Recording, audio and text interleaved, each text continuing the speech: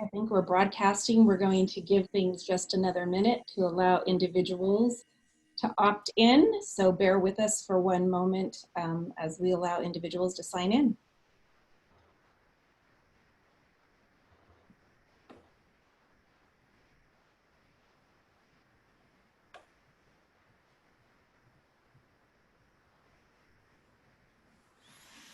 All right. I think it's been about 30 seconds, and in the interest of time, I am Bettina Nava. I'm with OH Strategic Communications. By nature of our name, we're a communications firm and pride ourselves on not working outside of the traditional realm, in that somehow our communications are typically tied to public policy as well. And so we pride ourselves in that. We are based in Arizona, our boutique firm. However, we work all over the country. And today I am so proud to be with industry titans, locally, regionally, nationally, to be talking about a shared experience here today. And I think there's a lot to learn. If you will bear with me, I am going to go through individual bios because they are so incredibly illustrious and impressive. And when I say your name and read off all of these incredible accolades, if you can just wave so that our viewers currently and those that will be receiving this link will know who I'm talking about. But the first is William or Chip Rogers. Welcome, Chip.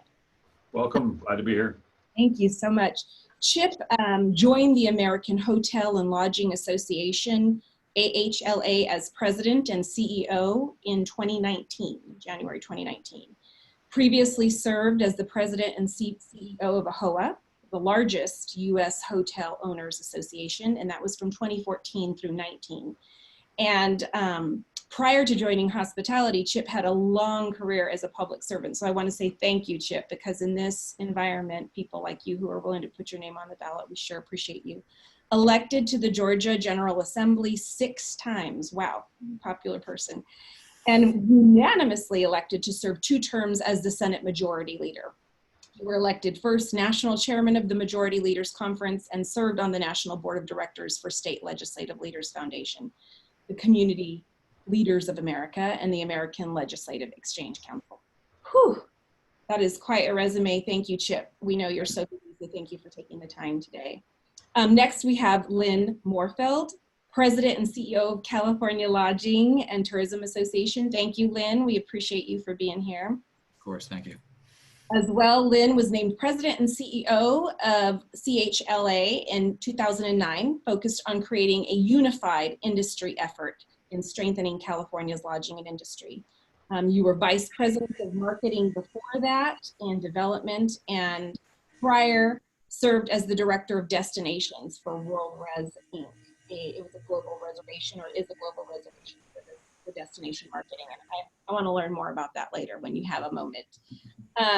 You've also served in the position, and I know this is probably coming in handy now, Director of Research and Internet Business Development for the San Diego Convention and Visitors Bureau, and you led the organization as one of the first destinations with internet presence. You were a pioneer coordinating economic impact studies. You have your bachelor's degree in science and administration with an emphasis on marketing from California State University in San Diego. Thank you for being here today. Of course, thank you. And one more, bear with me. Again, we have people with incredible resumes, and I think we just need to honor that. President and CEO Kim Sabo with AZLTA, Arizona Lodging and Tourism Association. Kim leads the advocacy, communications, collaboration, and education efforts of Arizona's premier tourism industry. Before joining AZLTA, Kim was on with Governor Doug Ducey's administration as Director of International Affairs, and she was also Executive Director of the Arizona-Mexico Commission. So a lot of international accolades as well, which is incredibly helpful. You've served the University of Arizona, go Wildcats, sorry for those who are outside of that realm. And executive offices for Governor Jan Brewer and also Governor Fife Symington. So Kim, thank you so very much. My hero and who I hope to grow up to be. That is Kim Sabo. So that's our panel today. We're going to get going. Please, if there are any members of the press that are on the call today, this is, although educational in nature, not meant to be something that has any kind of on the record capabilities. So if you have questions, you can reach out to these individuals and work through their communications experts. This is meant to be educational in nature for those who want to understand what is being experienced here. And that launches us right into the first question, this shared experience. It's been so profoundly impactful. And Chip, can I go to you? Let's start with what has happened and the profound impact on the economy, jobs, human lives. Can you share with us that experience from your perspective and those of your members? Yeah, thanks so much for having me. And I would say you mentioned a moment ago I had a chance to serve in public office, and that was a great honor. But even as bad as things are right now in our industry, I wouldn't go back to public life. I enjoy this much more. They have a tough job as an elected official. I feel like I served my time and have moved on from that. But we're working with those elected officials because what we've run into here is something that none of us could have really planned for, prepared for, either financially or psychologically. And I think that's the big challenge that we face is how do we mentally get past this to a place where we can return to travel and our industry can begin to grow again, because it had been quite an amazing run up until this year. And so to put these numbers in context, I think it's really important for people to understand that this is like nothing we've ever seen. People try to compare this to 9/11 or post-financial crisis. You could even go all the way back to the Great Depression, not the Great Recession, but the Great Depression of the late 1920s and on into the early 1930s. And we've never seen anything like this. In fact, that occupancy rate that they hit down to 20% back in April was the lowest in recorded history, lower than the Great Depression. And so people just are not traveling. And our industry is really made up, as most people know, of three types of travelers. That's the leisure traveler going on vacation, the business traveler, and the person attending a conference or convention. And right now, two of those three are not traveling. And the leisure traveler is only traveling at about half of what he or she may have been traveling at this time last year. So the devastation has been considerable because no one could financially prepare for this either. And so when we entered into this problem, if you go all the way back to February, people will remember this. When Congress started talking about creating a relief package for small businesses and for the employees of those businesses, there was a lot of discussion on, well, when will the economy open up again? Because they began preparing their legislation based on when most people thought we would return to normal. And if you recall, there was discussion about, reopening at Easter. Some people were saying, look, we're not going to be back until this summer. And those were the people we thought were the naysayers, that we wouldn't be back until summer. But the reality is this is going to stick with us for many, many years. And so what the industry is facing is something we've never seen before. And we're attempting to look ahead and say, when is this going to turn around? Yes, hopefully there will be a vaccine, therapies, in addition to that vaccine, which will get people kind of psychologically past the fear of the virus. But that doesn't mean that the devastation that it has placed on our industry is gone. It will take years for us to get back. But at the end of the day, we will get back. We will be part of the what I like to call the greatest industry in America. And things will seem great again. But right now it is a struggle with more than half of the American hospitality workforce not working. There's a lot of people's lives that are being damaged in ways that are significant. It's our role, the three of us here, to try to protect those jobs and to help those people as much as we possibly can. And I know we're doing everything we can, but the two other folks you have on this call, Kim and Len, have just done an amazing job in their individual states. And we're very fortunate to have them as part of this industry because the work they do does in fact impact people's lives in a very positive way.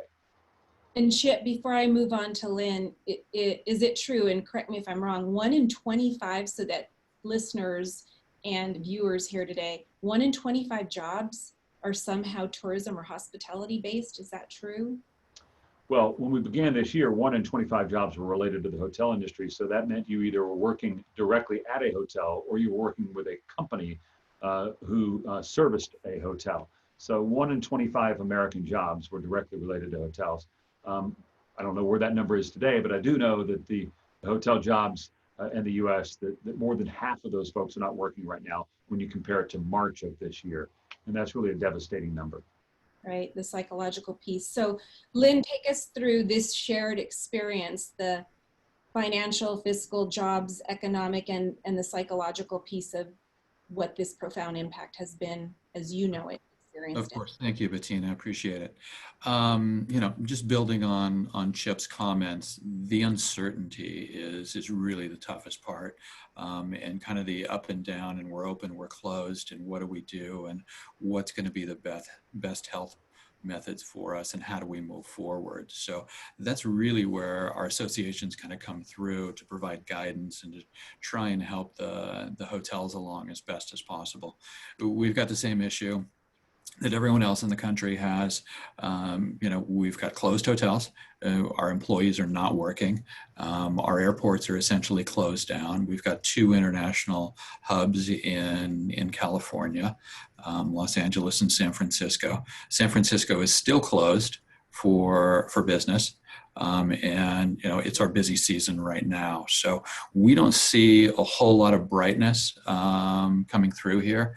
One of the big problems for us is the group convention business. The urban areas are really hit hard. So someone that's has a leisure hotel or that maintains more of a leisure business mix from that segment, they tend to be doing a little better than someone coming through to the conference convention group. All the convention centers are closed.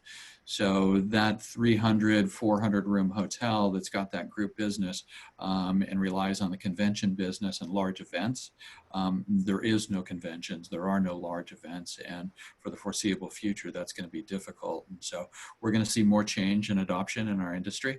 We're going to see a lot more automation through it. But I think, our job is to try and, basically try and help our industry through this. I think it's been said, it has been said, it's going to get better, but it's going to get worse before it gets better. And I think that's especially true of the financial situation. We've had hotels that are closed since March, and we don't see them reopening right now. And if they don't reopen for the fall, traditionally our November and December is a light season in California. And so now all of a sudden you're looking at Q1 2021. That's a full month or full 3/4 of a year of not being open and not generating any revenue, but still having to pay a mortgage and taxes and everything else. And we're trying to hold on to our employees as best we can. So I'm hoping that it gets better, but like Chip said, I think we've got 3 or 4 years before we come back out of this, and we've never seen anything like this, and we're probably going to have a few more twists and turns before this is done.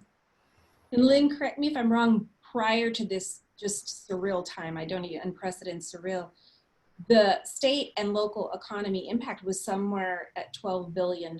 Is that right? So again, I want people to appreciate all that the industry was contributing to the local and state economy. Yeah, in California, tourism industry is about $110 billion industry. Wasn't even close. Okay. So, you're looking at a big number in California, and we have to keep in mind that only 30 cents of every dollar is spent within the hotel. So you've got 70 cents of that dollar that are being spent on shopping and dining and attractions and transportation and everything else. So while we're hurting, there's a lot more other people that are associated with our business that are also doing very poorly as well. So good to bring up. It's the whole ecosystem in that Yeah. ripple. Kim, again, shared experience, economic, psychological, social. What has been your experience and that of your members that you're hearing? Thank you, Bettina, and I will get to that in 1 minute, but just would really like to take an opportunity to, Bettina, thank you and OH for moderating and sponsoring, and on behalf of AZLTA, it is an absolute honor to have Chip Rogers, who has been a phenomenal national leader for our industry. Chip, thank you for everything you're doing. And then Lynn, you as well. You've been at the tip of the spear of so many things that we'll get into here shortly, but really, I know how busy you are and wanted to thank you all for taking the time to join Tourism Talk today. Of course. And then back to your question, Bettina, if I could, I'd love to paint the picture of Arizona specifically and give context to what Arizona has experienced. And it's particularly difficult because 2019, as we just learned, was a record-breaking year for the tourism industry in Arizona. Every number we experienced had broken previous year records. So coming off a big high, entering into 2020, and the expectations were that we're going to break those records. involves March and COVID hits Arizona. And at a time when we would be experiencing 80% plus occupancy rates, that fell off the cliff overnight down to single digit occupancy rates. And what we've learned is that in the first 6 months of this year, we have already lost $7 billion in direct visitor spending just in the state of Arizona. We've also lost over 300 million, I think it's 312 million to be specific, local, state, and federal tax revenues. So we're talking an incredible amount of money, not to mention the human toll with regard to having lost over 50% of our workforce and what that is doing to our industry holistically. It's been devastating. As Lynn mentioned, the start-stop has been incredibly difficult. Just as we think we see a ray of light, numbers spike and we have to kind of roll it back, and that's very difficult because you bring employees back, you restock your supplies and inventory, only to have to taper it back again. So that's been incredibly difficult for our industry. But I don't want to be all doom and gloom. I love to say, and to take from Chip, this is the best industry, not only in America, Chip, but in the world. And we're incredibly resilient. We will bounce back, but it's going to take some time, and it's going to take some assistance from our electeds and from our policy leaders to get us back in a position to indeed recover and be able to be the industry that we've always been. And Kim, prior to January, was it 200,000 jobs, direct jobs that were supported by this industry? Is that That's correct. Nearly 200,000. You add on indirect jobs, induced jobs, it's over 300,000. And again, over 50% of those have been lost. You're right, Kim, not just doom and gloom, even though we are, again, economically, socially, psychologically, all trying to manage this. But Chip, let's take a step back. One thing that was so incredibly impressive as I went back through the timeline is that this industry, I know that the name of this panel is leadership, but you all didn't wait for just the CDC or clinicians, medical experts to come to you and say, what do we need to do that's right in order to keep our customers safe and our employees safe? You all really took, it was incredible for me to learn about the initiative that you took. Can you share with us what some of the things that you did in order to ensure that you were trying to maintain consumer confidence and safety for those people that you care for? Was that me or Kim? I'm sorry. Chip, it's you, Chip. And I think what I'm listening to is maybe the Stay Safe program that you all took leadership and went forward. First of all, thanks for the question. It's really interesting that you have these two folks on here because they were really doing it even ahead of us, which is pretty amazing. We kind of all did it at the same time. And I think it's the realization that you come to when you're in our industry that your first thought goes to, how can I take care of the guest? How can I take care of my team members? And that's the industry that we're in. So, when this hit in February and then we got into March and we're like, all right, this is going to be a problem. We started thinking, well, what are guests going to want out of their hotel stay? And it became painfully obvious to us and to everybody that they need a clean and safe environment. To this day, that's still the number one item that travelers want. And so we got the entire industry to come together. When I say the entire industry, it's important to remember you have brands, you have owners, and you have management companies. And these are the folks that collectively make up the operations of the hotels on a day-to-day basis. And so we brought all those groups together. We said, look, we need to come up with standards that can apply to every hotel. So from your interstate limited service hotel all the way up to a luxurious resort, is there a set of standards or guidelines that we can adhere to as an industry that all of us can agree upon? And the industry's been great. So we all came together and did that. We then went to Ecolab, who is the company that sells the most cleaning products and services in our industry, really worldwide, and had them look over because they are just filled with medical and scientific experts that do this stuff and understand how these things work.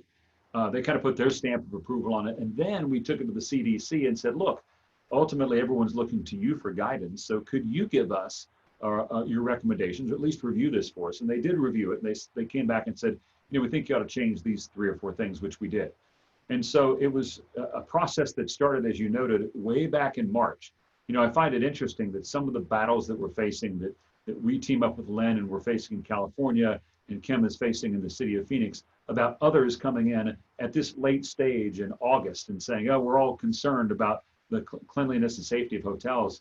And I'm thinking, well, we tackled this problem back in March. We took care of this months ago, and we're continuing to do so, refine what we do to make sure we're staying on top of the science. We're working hand in hand with the CDC. You know, we're working with the experts because there's nothing more important to us than our guests and our employees. So I just find it, you know, almost hypocritical of some to come in late to the game and say they're, oh, we're really concerned about cleaning and safety in hotels. Believe me, we got that covered, and we did it because our concern always, way before the pandemic, but since the origination of hospitality, is to make sure that guests are clean and safe and happy and have a great experience. And the same thing for our employees. So we're proud to be part of it. What Kim has done in Arizona and what Len's done in California, they were two of the first states in America. In fact, I think they were the first two states in America to adopt their own standards as well. And we've worked alongside them, and they've done incredible work. I just learned that. Thank you for sharing that. I didn't realize. I knew there was incredible leadership on this panel, but the extent of it, that's very, very helpful. So Lynn, walk us through, obviously it's already important, those protocols, but what did you do to enhance that helped lead the way on the need for this response? You've really got three different audiences that we looked at. We've got consumers, and then we have our employees in our hotels, and then we've also have the government as well. And you know, during all this, the government is trying to do something that is both quick and on a large scale. Neither one they're very good at. Usually it takes a while for government agencies to do things. And so we kind of took the bull by the horns and said, all right, this is what we think a clean hotel looks like. And we already knew that. And this is what we think a clean hotel looks like for COVID-19. And here's what the protocols that we have. And then we took those to the government and said, hey, State of California, Department of Health, Cal OSHA, here's what we think work for hotels. Here's how we think that we should do it. Here's how we think that we can be safe. And they said, wow, you guys are way ahead of the program. Thank you very much. And largely adopted what we had. Then our issue was implementing that and making sure that those were okay. So we've got a self-certification program. We have employee training in multiple languages. We have site-specific plans and some guidance that we put together that largely mirrors what's going on. But then the other thing is making sure that the hotels kind of could go back and forth with the practical knowledge.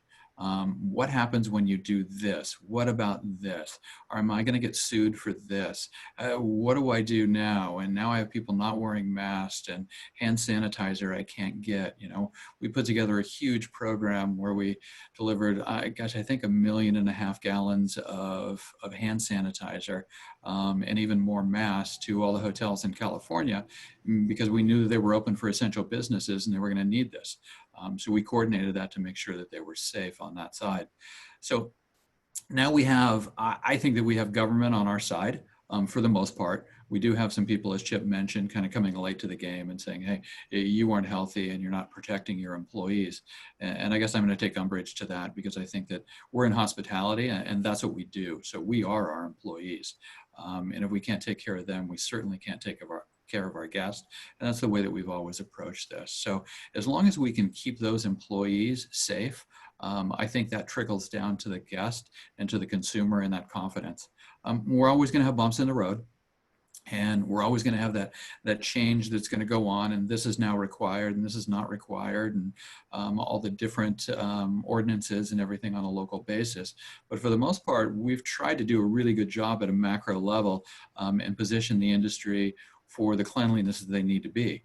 And you know, from my perspective, that includes also calling out the bad actors who weren't doing it correctly and who weren't doing the right thing. So we've got a pandemic here, and this is important for our guests and the longevity of our industry, and things are going to change. So we want to make sure that everyone is doing the right thing out there and for the right reasons as well. It's amazing to hear you talk about it in terms of an opportunity to be even more excellent. Kim, I've been lucky enough to watch you spring into action and work on safety protocols and be very preemptive and proactive. like these two gentlemen, I know Arizona is safe, AZ Safe and Clean, I believe. Can you tell us about some of the measures and proactive actions that you took along with your members? Absolutely, thank you. It is AZ Safe and Clean, and a program we're very proud of. And as Lynn mentioned, there are so many unknowns, and this is so unprecedented. So one of the things we found most important was to formulate a standardized set of guidance that was known. And again, going back to the leadership of AHLA and Lynn's leadership in California with what they did, we gleaned the information from all of the national brands in collaboration with the CDC and made that available to our members. So it's a self-assessment, a very extensive checklist of standards, cleanliness, protocols. And I think that was very helpful. It was the information. Where do we go to for this information? And are we safe, AZ Safe and Clean? And if you meet this guidance, you are then certified, if you will. So you'll get a decal via electronic form or something to put in your window that speaks to the heart of what's so important, and that is consumer confidence, reestablishing that consumer confidence. And again, going back to what Chip said, this foundation, this industry was built on the foundation of cleanliness and visitor safety, security, as well as employee health, safety, and security. So we took those standards and elevated them, but again, in partnership with AHLA at the national level, all the brands, the CDC, and I will say, and I've got to give a shout out to my tiny but incredibly talented team, because we as an association we're not immune to this. We lost the vast majority of our team, so we're down to just a few people. And so the resources from our partner state associations of California and then our partners at the national level were critically important to us. So congratulations to the team at AZLTA for pulling this off. Karin Jimenez in particular, had to give that shout out. I'm glad you did, and I'm sorry I didn't do it earlier. And my understanding is all of these protocols that you all have spent hundreds of thousands of not only resources, but hours on, this has all been a free resource. Is that correct? It's not something that people pay in for certification, or is it? We would just love for you to be a member. If you're a member, then you can become certified, but just like any other business, we've got to keep the lights on. So we are a membership-based industry. We're the voice of advocacy, collaboration, education for the industry. And one way in which we're able to do that and advocate for our businesses, especially in a time like this, is through their membership. So this is a shameless ad for any of our businesses that aren't currently members of AZLTA, California, or AHLA. Please join. These hours and resources. So we all go back to what Chip says at some point. I noticed we all keep saying that, as Chip said. So Chip, you mentioned maybe public policy either on a national, regional, or local level that may be misguided. They're misleading. Can you talk to us about those expectations of maybe what's happening that we need to be aware of? And then I'll add another question on the back end, but just tell us in terms of public policy, what's happening on a federal level. Yeah, I think the reason people keep referring to what I say, maybe I'm talking too much. I think it's knowledge-based, knowledgeable. Can I just say something about Safe Stay and both what Kim and Lynn have done as well? You know, it's interesting as we make our way through this pandemic, what we know today is dramatically different than what we thought we knew back in March, right? So things change and we have to change along with it, which is why I think it's so important that you stay on top of this. Well, I also think it's important that the industry be the one policing this, because it's in our best interest to make sure that our guests and our employees are safe and in a clean environment, because we don't exist without them. And so when these type things are put into public policies, they don't change over time. And I'll give you a perfect example. If you go back to March and April, when we first started about all the protocols and making sure that hotels were clean and safe, at that time, most Americans weren't wearing a mask because the CDC and the WHO at that time had told us it wasn't necessary. In fact, if you recall them saying, hey, let the healthcare experts and those who are exposed to it wear the mask. So no one was wearing a mask. And at that time, all of us were focused on hypersensitivity to cleaning every possible molecule out of a room. And we certainly live by that, making rooms as clean as possible. But we're talking about electrostatic misters, UV lights to reduce 99.999% of all bacteria. Fast forward a month or two after that, and then the CDC came out and said, you know what? It's actually really difficult to get the coronavirus off touching another surface. The way most people get it is human contact, coming in close human contact with another human who's carrying the virus. And then all of a sudden, everybody in society said, oh, hey, we got to put on our mask. We really got to be concerned about social distancing. And the reason I say all this is because we were able as an industry to quickly flip. And if you saw what came out just a few weeks ago on both industry-wide and from SafeStay, it was we now have mandatory usage of face coverings inside public spaces inside of all hotels. And of course, spacing and the physical distancing and all that remains absolutely critical. The signage that we've created, that Kim has created, that Lynn has created, all of that is really critical in those public spaces, because now we know that the biggest danger is not necessarily in the room, which those rooms are incredibly clean. The biggest danger is when you're in those public spaces and engaging at a very close distance indoors with other humans. And so when I talk about this in the greater context of what policymakers are doing, it's always important to remember that once you put something into law, it becomes very difficult to undo it. And if what you're putting into law doesn't make scientific sense 3 months from now, then you've really accomplished nothing, and you've placed a burden on those who have to comply with it. And so what we see happening at the federal level, and I'll stay as closely aligned to that as I possibly can, are a lot of good things with respect to another opportunity for an additional PPP loan for those businesses that have suffered the most, those businesses that have the biggest financial drop compared to last year.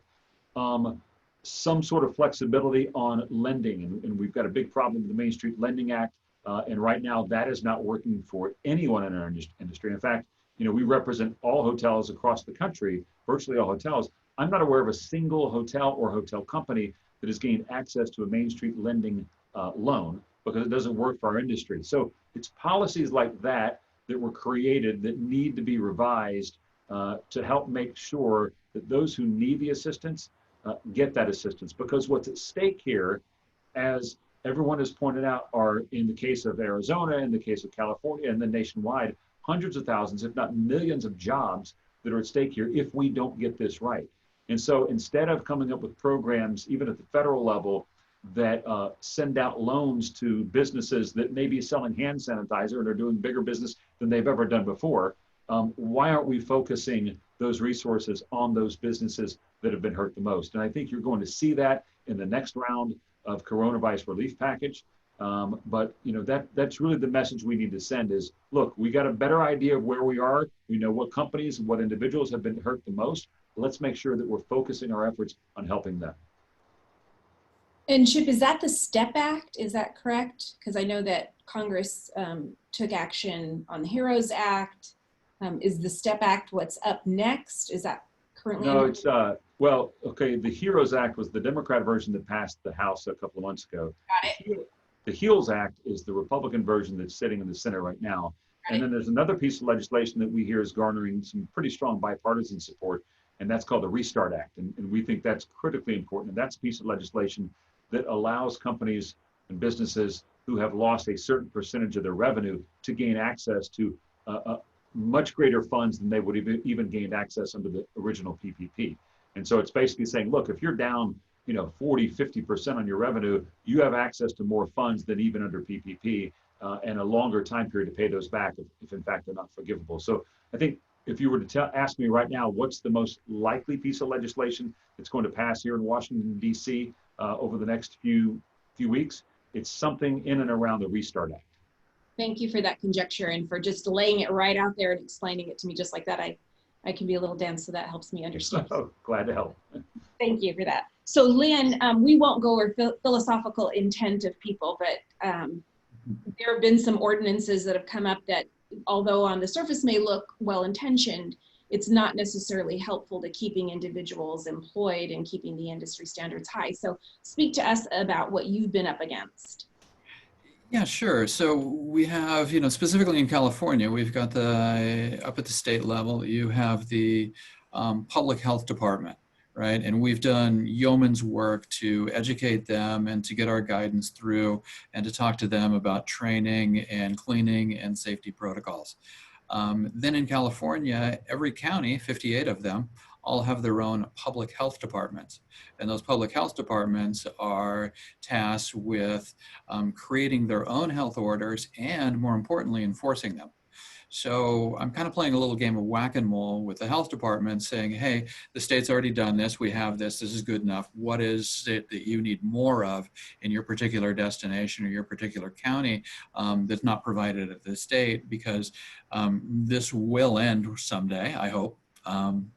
And we'll get back to work. And then I'm going to have 58 different health orders across the state. So someone that owns a hotel in LA and owns one in Lake Tahoe is going to have two sets of standards to work with. And so it's confusing for the employees, compliance, enforcement, et cetera. So we've been working on that side. The other side of the equation is in California, it's all been done pretty much at the governor's level and the governor's office and the Department of Public Health. That leaves a lot of angst with, one, the legislators in Sacramento, and two, the local legislators as well. And so we have supervisors in San Francisco that are attempting to, and have put in an emergency ordinance, and are now saying, hey, here's what we think is going to be the best way to clean. They didn't even consult their own public health department on this. And so we're getting those politics. And as Chip mentioned, it's very hard to undo these. I mean, once these things happen, trying to undo these is incredible. So we're trying to figure out what the best way forward is. And so we have those in most of the major metro areas. We've got recall and retention ordinances that are going to slow us down from hiring, rehiring our own employees, and also open us up to litigation. Then we've got the healthy building ordinance in San Francisco, which requires us to clean hotel rooms on a daily basis of occupied rooms. Everything that the CDC says and everything that we all have been drilled into us over the past 5 months has been less contact is better. So we want to say, hey, we don't want to do that. And primarily our guests don't want us in the rooms, cleaning the rooms while they're staying. Like, look, I'm going to stay here, and when I check out, you guys can clean the room. That seems to be the safest part. So we're finding an employee safety issue on that side. We've got a couple of other ones as well, but we're really trying to get out of legislating public health. And that's the problem that we're having right now is people are trying to legislate public health from kind of a demand perspective. Hey, I've been involved in this. My constituents want me to do something. I'm going to do this to the hotel industry or another industry. And that's just misplaced. And it's going to take a long time to unwind those and bring those back into the holistic approach that we had before the pandemic, which everything was at the state level and then the locals implemented it. And so, it's going to be upside down for a little while. And we had issues in California, as we've had everywhere else, where the pandemic was very uneven. So in Los Angeles, we've had a greater impact, less so in some of the rural areas. So one size didn't fit all. And then that gave the individual destinations kind of carte blanche to do whatever they wanted. And that's been hurting us. So I've kind of been communicating all over the state, trying to tamp those down and bring them back to the state level, and just make sure that those are all health and safety based rather than politically based at this point. I hate for the politics to get mixed up in the health and safety aspect of it. Right. And Kim, I know you're dealing similarly with some ordinances that, again, on the surface may look helpful, but really have that potential to slow the rebound and end up keeping people out of work, and that's not the goal. So tell us sort of what you've been trying to balance out and dealing with. Absolutely. So what Lynn just mentioned and spoke about with regard to what's happening in different cities in California, we just experienced this for the first time in Phoenix.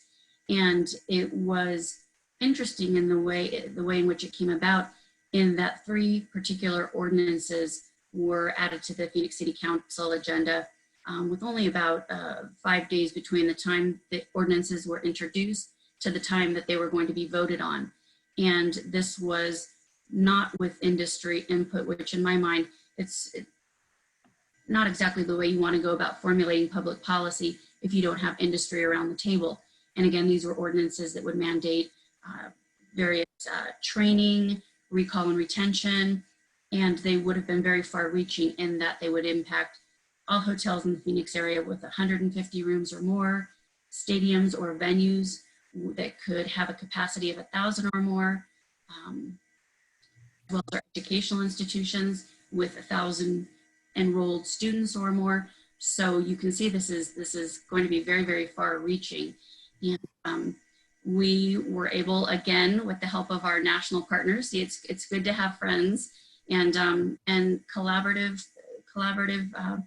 partners that came to the table. We were able to launch a letter writing campaign, if you will, to begin the education process of educating policy leaders about what we as an industry have already done and why many of these ordinances are duplicative, redundant, and they don't make sense for our industry.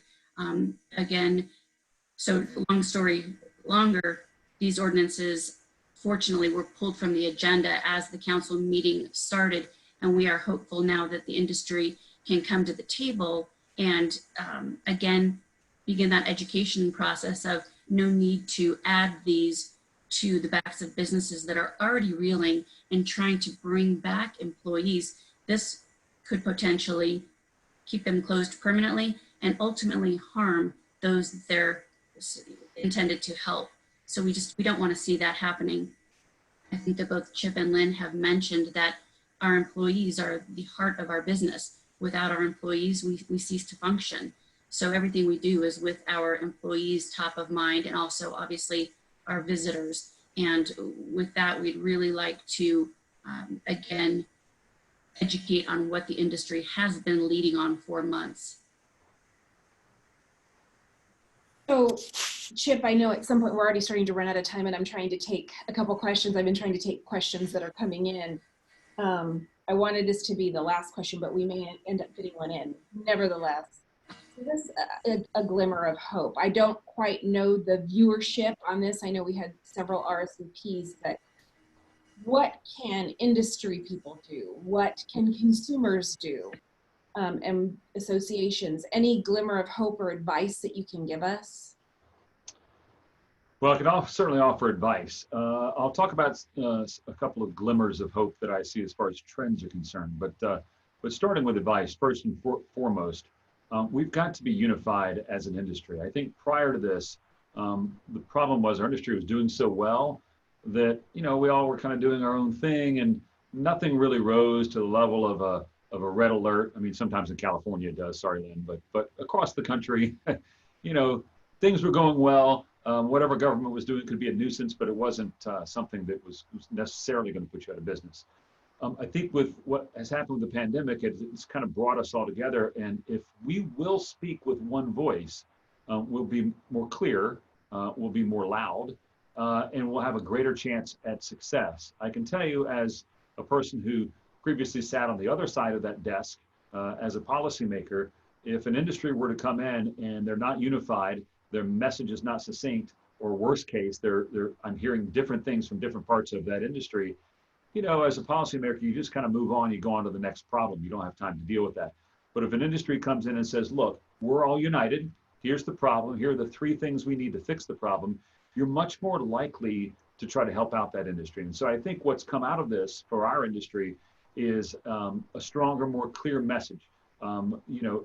Things are tough for everybody. There's no question about it. But those companies are leaning on Kim and her team. They're leaning on Len and their team. They're certainly leaning on us here at AHLA to be their voice to represent the industry. And I think that's good moving forward. As an industry, one thing I will say that consumers are beginning to do is look at staying in a hotel in a much different way. Now, we're nowhere near where we need to be to even break even. There's no question about that. But some of the interesting trends we see out of this is this work from anywhere idea. And I think it's something that we as an industry really need to promote. If in fact you can work from anywhere, it means you can work from a hotel. We've already begun to see a number of hotels and a number of hotel brands begin to cater to this type of business. And when talking to a number of our operators, particularly those that are in leisure markets, what they're telling me is that you have your core business travel that typically would happen on a Monday, Tuesday, Wednesday, Thursday, and then you would have your quote weekend travel that happens on Friday, Saturday, and Sunday. They're now suggesting that while that business travel is down, that quote weekend travel is really starting on Thursday and sometimes bleeding into Monday. And I think it's important for us to recognize what travelers are wanting now. They want to get out there and go to new places. They love staying in hotels. Hotels are safe. We certainly know that. But we need to really promote that idea of stay anywhere, travel anywhere, work from anywhere, because that means you can be doing that from a hotel. And so we're starting to see that happen. If we can really promote that, and that can become kind of a general practice among millions of Americans, we can see some of our hotels and part of our industry stay afloat when it otherwise would not have. So there are some silver linings out there, but at the end of the day, until we get that vaccine and those therapies and people begin that business travel again, we're going to struggle as an industry. Hard to have that surety. One question before we lose you, because I know you might have to dip out here any moment. One of the questions was, and we know this is all speculative, I promise not to hold you to this, Chip, but does particularly this concept of work anywhere, stay anywhere, does it speed up, or what are the trends perhaps in technology integration? Any conjecture on that? Well, look, it was interesting because for years leading up to the pandemic, this idea of contactless check-in, contactless anything, was something talked about in our industry, that it began to grab hold of a small segment of our industry, but it wasn't something necessarily people were rushing to do. I think that's now in hyperspeed, right? People want to make sure that I can, as a traveler, go into a hotel and leave a hotel. And if I don't have to come in contact with another person, particularly indoors at close range, that might be good. That might be what I'm looking for that particular trip, or my family might be looking for. So technology around getting in and out of a hotel in a contactless way, technology around delivering food in a contactless way. As you might expect, the buffets are gone, but the grab and go single wrapped items are available. Contactless or doing more events outside. We're hearing that a lot. Even I was talking to a gentleman who runs a large convention who happens to have that convention in the wonderful city of Phoenix, Arizona. And he was saying, look, we've figured out a way to get 90% of all of our activities outdoors. And so we're thinking of still moving ahead with the convention. It's much later this year because we can do these things outdoors. And so I think you're going to see those type of things move outdoors, and technology that goes around that. How can I make presentations outdoors? How can I keep places heated and cooled outdoors? You know, what goes into moving a lot of things outside the actual confines of the building? You're going to see that happen over the next few months as people begin to be more comfortable with that and really expect that as part of their hotel experience. Interesting. And Lynn, any silver linings, any conjecture around, what are some takeaways and any glimmers of hope? Yeah, I think building on Chip's comments, I mean, we're in the hospitality business. And so technology has always been something that we're interested in playing around with, but it's always been the human touch. Now, all of a sudden, it's exactly the opposite. So whatever you can do on your phone via your hotel stay is going to be very, very looked favorably upon by the consumer and by the guests. So they're going to want to open their door, they're going to want to check in, they're going to want to ask questions, they're going to want to order room service. Whatever they can do from something that's in their hand, that's in their control, that becomes completely different. But as Chip mentioned, we've seen all kinds of innovative new programs and processes and how people are doing things. And those are going to continue to come out. One I heard about in Southern California was what they were calling Italian weddings. So when the Italians were singing on the balconies, this hotel said, hey, I've got a hotel of balconies here, and I can host a wedding and have the wedding party down below and have 2 or 3 people, and all the guests are up in their rooms in their balconies. Separated. So they're like, hey, I can keep my wedding business and do that. How do we do it? We've had other, super high-end business, which has said, hey, we want to quarantine in your hotel, get tested, quarantine your staff as well, and then we're going to have a big party after that. So we're all going to be tested, we're all going to be clean, everything else, and then we're going to go. So there's definitely ways around this, and we're going to see it. So we're seeing it as well. In California, we've got the great outdoors and a lot of it. So we're seeing a whole lot of places that are being explored that haven't been explored recently. So the rural areas up in the northern part of the state are absolutely gorgeous, but generally the larger cities would get that. Now everyone wants to go outside, do a little outdoors, and have a little more space to it. So it's a different experience, and I think it's going to it's going to be interesting to see where this river leads us as it winds through our state and how our visitors react to it. But like Chip, I think that the big issue is going to be that we can work from anywhere. That, I've got a high school student and he's homeschooled. Well, we're going to a couple of hotels in the next couple of months. because he can go online from the hotel room or at the pool just as well as he can do it in our house. And we all want to get out of the house. So there's a lot of pent-up demand out there. So I think people are going to get real creative in terms of how to service their guests and what their guests want. And I'm not sure we know exactly what our guests want right now. I was about to say that this is sure testing our creativity, and you're building it as you are flying this. Kim, silver linings, hope, trends, anything that you want to share in that regard? And I'm going to go back to you one more time, Chip, and we'll close up. I love to talk about the resiliency of this industry. I just think it is a phenomenal industry that I'm blessed to be a part of. And building on, again, what both Chip and Lynn have talked about, the absolute necessity to be innovative and embrace new ideas and concepts, but then also find that balance between maintaining the integrity of the industry, which is that human touch. Maybe it's from 6 feet away, but that personal service and interaction. And then want to add one thing that is so at the heart of that, and that is, again, our employees. They are the heart and soul of this industry.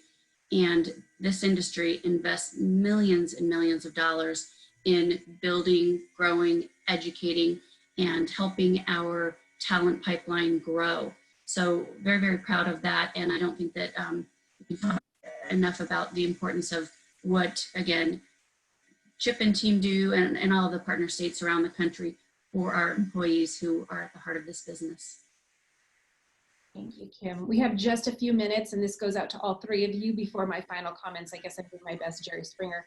Any final thoughts that you just want to share before we close things up here? I always go first. I'm going to go last. Kim, ladies first. That was my closer. I even muted myself. I guess since it is AZLT's Tourism Talk, I just want to take the opportunity again to thank Bettina with OH for moderating today so beautifully. Chip, again, thank you for your national leadership in a time of industry crisis. You've just been a steady hand that has been critical to our industry. I don't even know how to put it into words.